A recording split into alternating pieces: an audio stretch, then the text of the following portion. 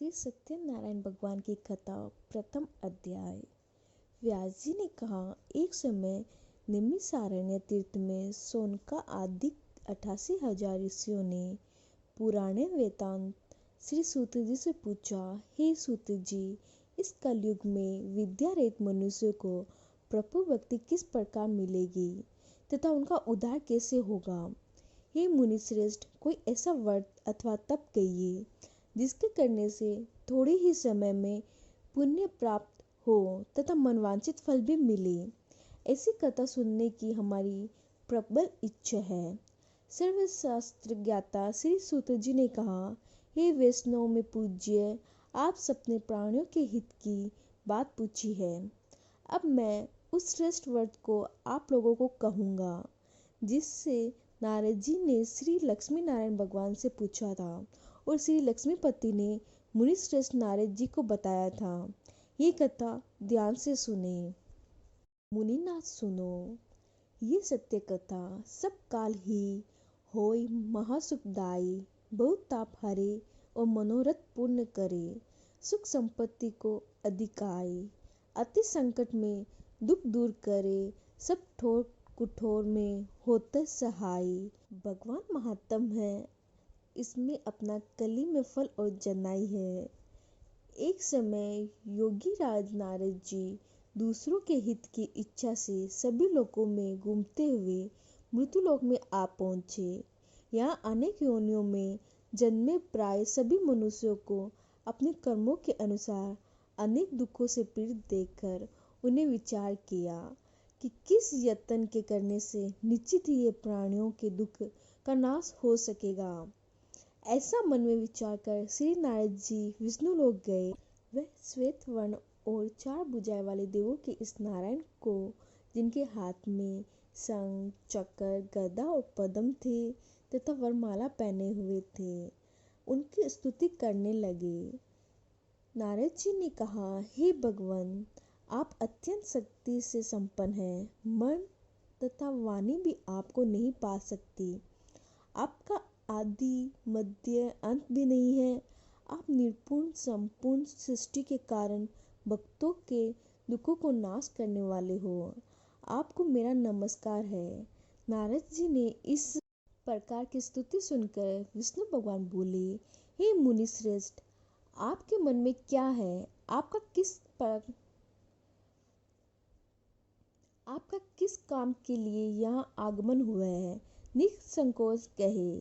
तब नारद मुनि ने कहा, मूर्तिलोक में सब मनुष्य जो अनेक योनियों में पैदा हुए हैं, अपने अपने कर्मों द्वारा अनेक प्रकार के दुख से दुखी हो रहे हैं। हे नाथ, यदि आप मुझ पर दया करें तो बताइए कि उन मनुष्य के सब दुख थोड़े ही प्रयत्न से कैसे दूर हो सके। श्री विष्णु भगवान ने कहा, हे नारद, मनुष्यों की भलाई के लिए तुमने ये बहुत अच्छा प्रश्न किया है। जिस व्रत के करने से मनुष्य मोह से छूट पाता है, वह व्रत मैं तुमसे कहता हूँ, सुनो। बहुत पुण्य देने वाला, स्वर्ग तथा मृत्युलोक दोनों में दुर्बल एवं उत्तम व्रत है, जो आज मैं प्रेमवश होकर तुमसे कहता हूँ। श्री सत्यनारायण भगवान ने कहा, यह व्रत विधि विधान पूर्वक संपन्न करके मनुष्य इस धरती पर सुख भोग कर मरने पर मोक्ष को प्राप्त होता है। श्री विष्णु भगवान के वचन सुनकर नारद मुनि बोले, हे भगवान, इस व्रत का फल क्या है और क्या विधान है? इससे पूर्व किसने ये व्रत किया और किस दिन ये व्रत करना चाहिए? कृपया मुझे विस्तार से बताइए। श्री विष्णु भगवान ने कहा, हे नारद, दुख शोक आदि दूर करने वाला ये व्रत सब स्थानों पर विजयी करने वाला है। भक्ति और श्रद्धा के साथ किसी भी दिन मनुष्य श्री सत्यनारायण भगवान की संध्या के समय ब्राह्मणों को और बंधुओं के साथ धर्म पलायन होकर पूजा करे। भक्ति भाव से नैवेद्य, केले का फल, सेब, घी, शक्कर अर्थात गुड़, दूध और गेहूं का आटा सवाई लेवे। इन सबको भक्ति भाव से भगवान को अर्पण करे। बंधु बांधवों सहित ब्राह्मणों को भोजन कराए। इसके पश्चात स्वयं भोजन करे। रात्रि में नृत्य, गीत आदि का आयोजन करे। श्री सत्यनारायण भगवान का स्मरण करता हुआ समय व्यतीत करे।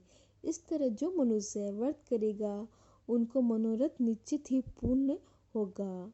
विष्णु रूप से कली काल में मृत्यु लोक में यही एक लघु उपाय है जिससे अल्प समय और अल्प धन में महान पुण्य प्राप्त हो सकता है।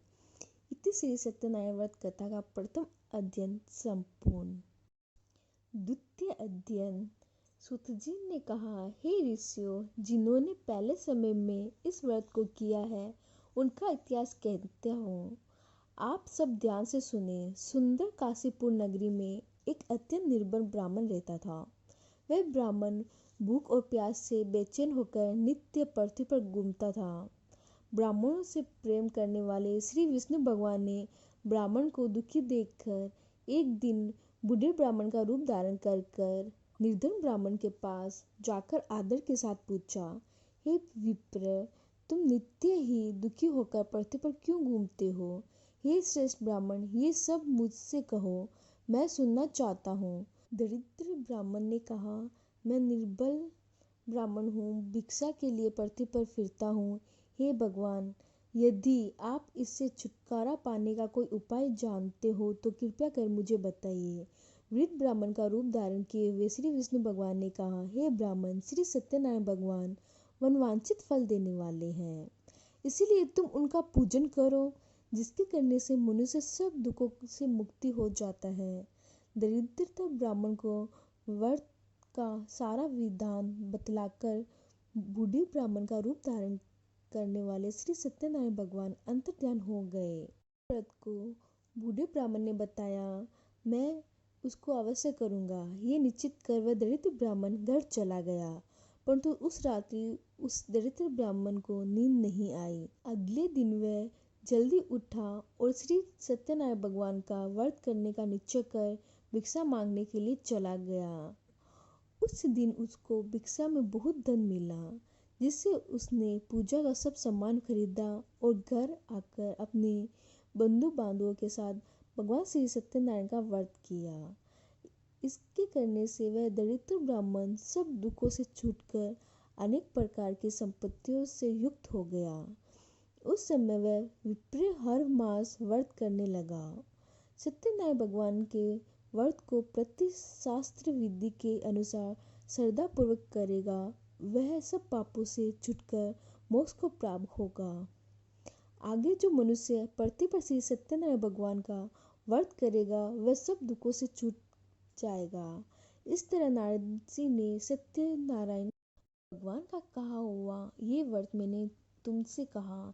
हे विप्रो, अब आप और क्या सुनना चाहते हैं, मुझे बताइए। ऋषियों ने कहा, हे मुनीश्वर, संसार में इस विप्र से सुनकर किस किस ने इस व्रत को किया, हम सब सुनना चाहते हैं।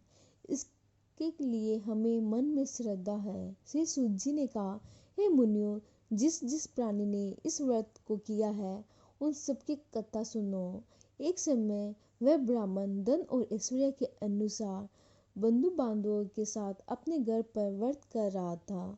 उसी समय एक लकड़ी बेचने वाला बूढ़ा व्यक्ति वहां आया। उसने सिर पर रखा लकड़ी का गठला बाहर रखा दिया और विप्र के मकान में चला गया। प्यास से दुखी लकड़हार ने विप्र को व्रत करते देखा, वह प्यास को भूल गया। उसने विप्र को नमस्कार किया और पूछा, हे विप्र, आप ये किसका पूजन कर रहे हो? इस व्रत करने से क्या फल मिलता है? कृपया करके मुझे भी बताइए। ब्राह्मण ने कहा, सब मनोकामनाओं को पूर्ण करने वाला ये श्री सत्यनारायण भगवान का व्रत है। इनकी ही कृपा से मेरे यहाँ धन धान्य आदि की वृद्धि हुई है। विप्र से इस व्रत के बारे में जानकर वह लकड़हार बहुत प्रसन्न हुआ। भगवान का चरण अमृत ले और भोजन करने के बाद वह अपने घर को चला गया।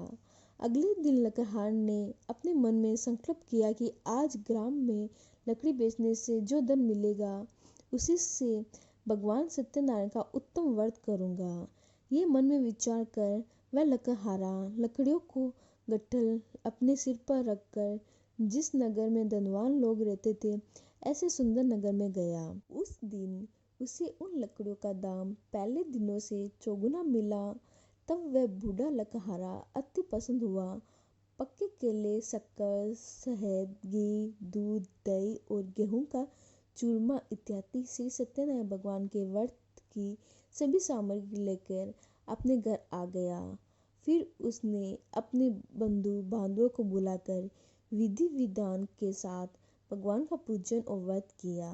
इस व्रत के प्रभाव से वह बूढ़ा लकहारा धन पुत्र आदि से युक्त हुआ और संसार के समस्त सुख भोग कर वैकुंठ को चला गया। इतनी श्री सत्यनारायण व्रत कथा का द्वितीय अध्ययन संपूर्ण। तृतीय अध्ययन। श्री सूत जी ने कहा, हे श्रेष्ठ मुनियों, अब आगे की ये कथा कहता हूँ। पूर्व काल में उल्कामुख नाम का एक महान बुद्धिमान राजा था। वह सत्यवक्ता और जितेंद्रिय था। प्रतिदिन देव स्थानों पर जाता था तथा गरीबों को धन देकर अनेक कष्ट दूर करता था। उसकी पत्नी कमल के समान मुख वाली और सत्य साध्वी थी। भद्रशील नदी के तट पर उन दोनों ने श्री सत्यनारायण भगवान का व्रत किया। उस समय वहां साधु नामक एक वेश्या आया। उसके पास व्यापार के लिए बहुत सा धन था। वह वेश्या नाव को किनारे पर ठहराकर राजा के पास आया। राजा को व्रत करते हुए देखकर उसने विनय के साथ पूछा, हे राजन, भक्ति चित्त से ये आप क्या कर रहे हो? मेरी सुनने की इच्छा है। कृपया आप ये मुझे भी बताइए। महाराज उल्कामुख ने कहा, हे साधु वेश्या, मैं अपने बंधु बांधवों के साथ पुत्र आदि की प्राप्ति के लिए महाशक्तिमान सत्यनारायण भगवान का व्रत व पूजन कर रहा हूँ। राजा के ऐसे वचन सुनकर साधु नामक वेश्या ने आदर से कहा, हे राजन, मुझे भी इसका सब विधान बताइए। मैं भी आपके कथा अनुसार इस व्रत को करूँगा। मेरी भी कोई संतान नहीं है। मुझे विश्वास है इससे निश्चित ही मेरी भी संतान होगी। राजा से सब विधान सुन व्यापार से निवृत्त हो वह वेश्या आनंद के साथ अपने घर आया। वेश्या ने अपनी पत्नी से संतान देने वाले उस व्रत का समाचार सुनाया और प्रण किया कि जब मेरी संतान होगी तब मैं इस व्रत को करूँगा। साधु ने ये वचन अपनी पत्नी लीलावती से भी कहे। एक दिन उसकी पत्नी लीलावती आनंदित हो संसारिक धर्म में प्रवृत्त होकर श्री सत्यनारायण भगवान की कृपा से गर्भवती हो गई। 10वें महीने में उसने एक सुंदर कन्या को जन्म दिया। दिनों दिन वह कन्या इस तरह बढ़ने लगी जैसे शुक्ल पक्ष का चंद्रमा बढ़ता है। कन्या का नाम कलावती रखा गया। तब लीलावती ने मीठे शब्दों में अपने पति को स्मरण दिलाया कि आपने जो भगवान का व्रत करने का संकल्प लिया था, अब आप उसे पूरा करिए। साधु वेश्या ने कहा, हे प्रिय, मैं कन्या के विवाह पर इस व्रत को करूँगा। इस प्रकार अपनी पत्नी को आश्वासन दे वह व्यापार करने चला गया। कलावती पितृगृह में वृद्धि को प्राप्त हो गई। लौटने पर साधु ने जब नगर में सखियों के साथ अपनी पुत्री को खेलते देखा तो एक दूत को बुलाकर कहा कि उसकी पुत्री के लिए कोई सुयोग्य वर देखकर लाओ। साधु नामक वेश्या की आज्ञा पाकर दूत कंचन नगर पहुंचा और खोज कर और देखभाल कर वेश्या की लड़की के लिए एक सुयोग्य वर्णित पुत्र ले आया। उस सुयोग्य लड़के को देखकर साधु नामक वेश्या ने अपने बंधु बांधवों सहित प्रसन्नचित्त होकर अपनी पुत्री का विवाह उनके साथ कर दिया। दुर्भाग्य से वह विवाह के समय ही सत्यनारायण भगवान का व्रत करना भूल गया। इस पर श्री भगवान क्रोधित हो गए। उन्होंने वेश्या को श्राप दिया कि तुम्हें दारुण दुख प्राप्त हो। अपने कार्य में कुशल साधु नामक वेश्या अपनी जामाता सहित नावों को लेकर व्यापार करने के लिए समुद्र के समीप स्थित रतन सागरपुर नगर में गया। दोनों ससुर जवाई चंद्रकेतु राजा के उस नगर में व्यापार करने लगे। एक दिन भगवान सत्यनारायण की माया से प्रेरित एक चोर राजा का धन चुराकर भागा जा रहा था। राजा के दूतों को अपने पीछे वेग से आते देखकर चोर ने घबराकर राजा के धन को वही नाव में चुपचाप रख दिया जहां वह ससुर जमाई ठहरे हुए थे और भाग गया। जब दूतों ने राजा के धन को रखा देखा तो ससुर जामाता दोनों को बांध कर ले गया और राजा के समीप जाकर बोले, हम ये दो चोर पकड़ कर लाए हैं, देख कर आज्ञा दे। तब राजा ने बिना उनकी बात सुने ही उन्हें कारागार में डालने की आज्ञा दे दी। इस प्रकार राजा की आज्ञा से उनको कठिन कारावास में डाल दिया गया तथा उनका धन भी छीन लिया गया। सत्यनारायण भगवान के श्राप के कारण साधु वैश्य की पत्नी लीलावती व पुत्री कलावती भी घर में बहुत दुखी हुए। उनके घर में रखा हुआ धन चोर चुरा कर ले गया। शारीरिक व मानसिक पीड़ा तथा भूख प्यास से अति दुखी हो भोजन की चिंता में कलावती कन्या एक ब्राह्मण के घर गई। उसने ब्राह्मण को श्री सत्यनारायण भगवान का व्रत करते देखा। उसने कथा सुनी तथा प्रसाद ग्रहण कर रात को घर आई। माता ने कलावती से पूछा, हे पुत्री, तुम अब तक कहाँ रही? वह तेरे मन में क्या है? कलावती बोली, हे माता, मैंने एक ब्राह्मण के घर श्री सत्यनारायण भगवान का व्रत होते देखा है। कन्या के वचन सुनकर लीलावती ने सत्यनारायण भगवान के पूजन की। उसने परिवार और बंधुओं सहित श्री सत्यनारायण भगवान का पूजन व व्रत किया और वर मांगा कि मेरे पति और दामाद शीघ्र ही घर लौट आए। साथ ही प्रार्थना की कि हम सबका अपराध क्षमा करें। श्री सत्यनारायण भगवान इस व्रत से संतुष्ट हो गए। उन्होंने राजा चंद्रकेतु को सपने में दर्शन देकर कहा, हे राजन, जिन दोनों वेश्यों को तुमने बंदी बना रखा है वह निर्दोष है। उन्हें प्रातः ही छोड़ दो। उनका सब धन जो तुमने ग्रहण किया है लौटा दो, अन्यथा मैं तेरा धन, राज्य, पुत्र आदि सब नष्ट कर दूंगा। राजा ने ऐसे वचन कहकर भगवान अंतर्ध्यान हो गए।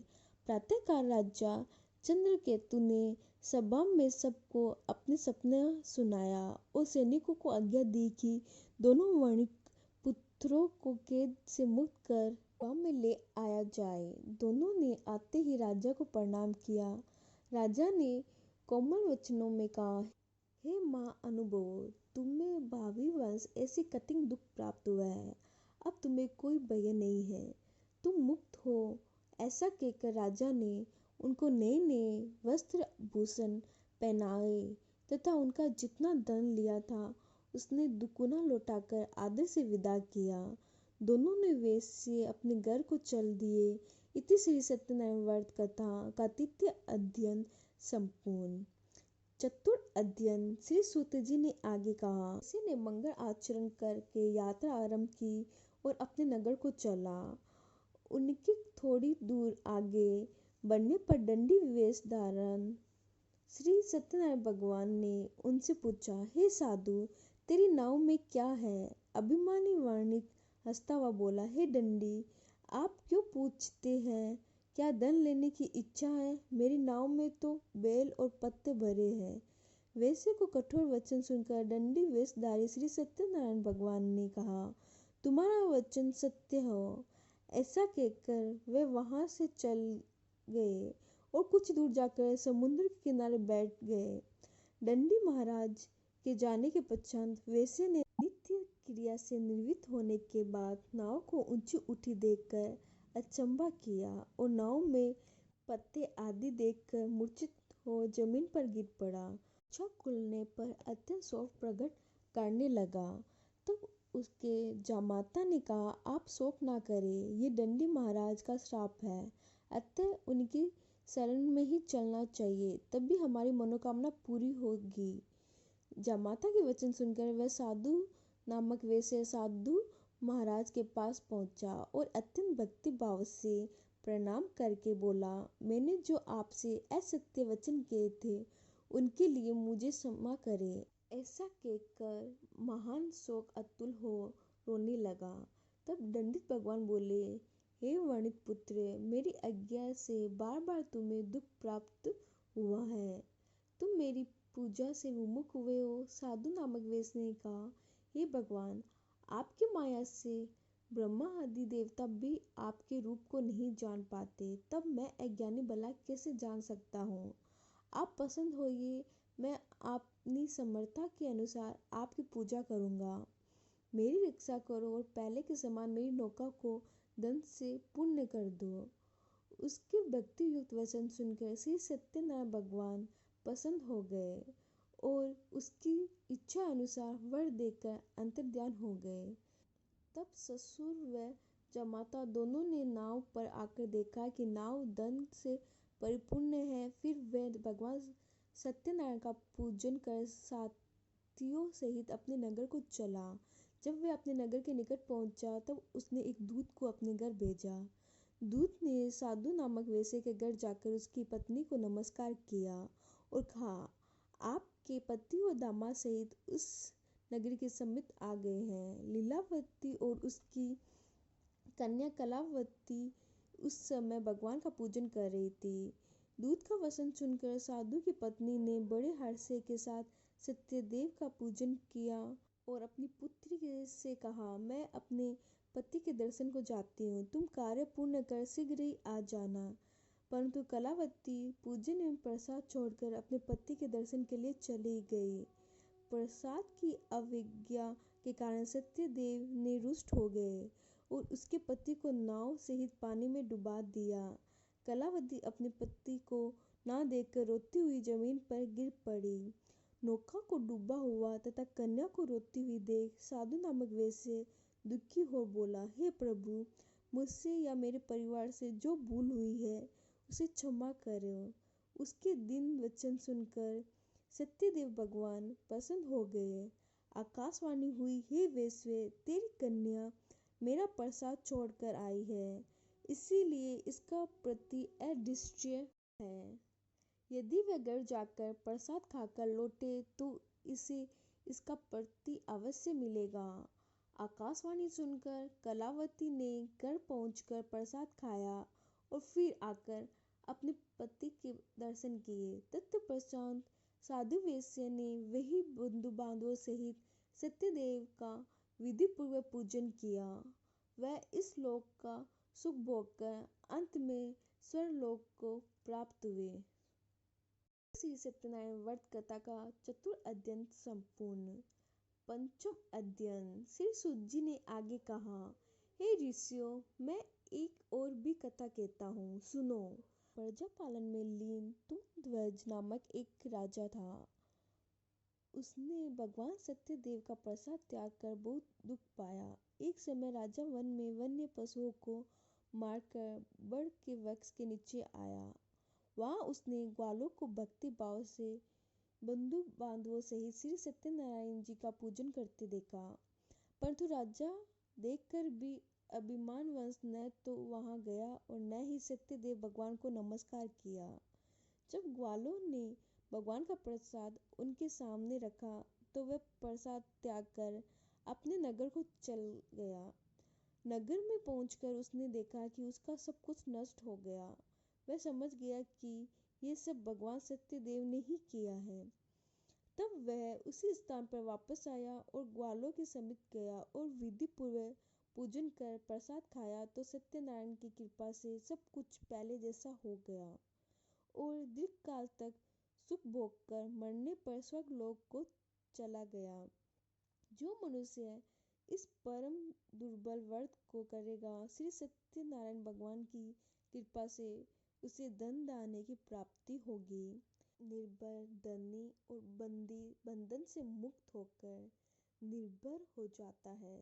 संतानहीन को संतान प्राप्त होती है तथा सब मनोरथ पूर्ण होकर अंत में वह वैकुंठ धाम को जाता है। जिन्होंने पहले इस व्रत को किया, अब उनके पूर्व जन्म की कथा भी सुनिए। सत नामक वृद्ध ब्राह्मण ने सुदामा के रूप में जन्म लेकर श्री कृष्ण की भक्ति कर मोक्ष प्राप्त की। उल्कामुख नाम के महाराज राजा दशरथ बने और श्री रंगनाथ का पूजन कर वैकुंठ को प्राप्त हुए। साधु नाम की वेश्या ने धर्मात्मा व सत्यप्रतिज्ञा राजा मूर्ध्वज बनकर अपने पुत्र को आग से चीरकर मोक्ष प्राप्त किया। महाराज तुंगध्वज स्वयंभू मनु हुए। उन्होंने बहुत से लोगों को भगवान की भक्ति में लीन कर मोक्ष प्राप्त किया। लकहारा भील अगले जन्म में गुहू नामक निपस राजा हुआ, जिसने भगवान राम के चरणों की सेवा कर मोक्ष प्राप्त किया। इति श्री सत्यनारायण व्रत कथा का पंचम अध्ययन संपूर्ण। बोलो श्री सत्यनारायण भगवान